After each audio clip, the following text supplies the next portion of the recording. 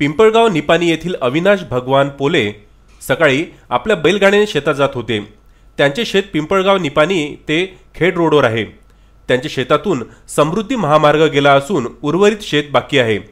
त्या शेतात बैलगाडीने अविनाश भगवान पोले आणि ज्ञानेश्वर कळमकर हे दोघे जात होते। अविनाश पोले यांच्या शेताच्या अलीकडील बोबडे यांच्या शेतातून लघुदाब विद्युत वाहती गेली आहे। याच लघुदाब विजेची तारे काल सायंकाळी एनसीसीच्या विजेची कामे करणाऱ्या ठेकेदाराने जेसीबी मशीनने काम करीत असताना 6 वाजताच्या दरम्यान लघुदाब विजेची तारे तोडली। त्याच वेळेस वीज पुरवठा बंद होता, परंतु ती तारे जमिनीवर पडली। याबाबत ठेकेदाराने विद्युत सबस्टेशन पापळ यांना वीज पुरवठा खंडित करण्याची पूर्वकल्पना दिली नाही। त्यामुळे वीज पुरवठा सुरू झाल्यावर पडलेल्या तारेत जिवंत विद्युत वाहत होती।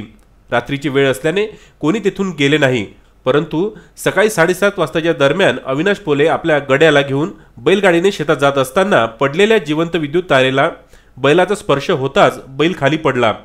हे बघून अविनाश पोले आणि गडी ज्ञानेश्वर कळमकर यांनी हळबळीने दुसऱ्या बैलाची वेडी काढली व त्या दोघांनी खाली उडी मारली। त्यांना काही समजण्याच्या आतच विद्युत तारेचा स्पर्श झालेला बैल मरण पावला, तसेच दुसऱ्या बैलालाही गंभीर जखमा झाल्या।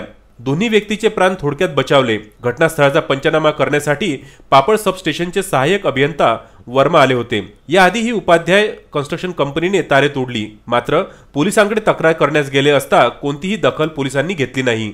त्यामुळे एनसीसी कंपनीचे व सब कॉन्ट्रॅक्टर उपाध्याय यांचे पावत आहे असे बोलले जात आहे। नांदगाव खंडेश्वर येथून उत्तम ब्राह्मणवाडे यांचा हा वृत्तांत।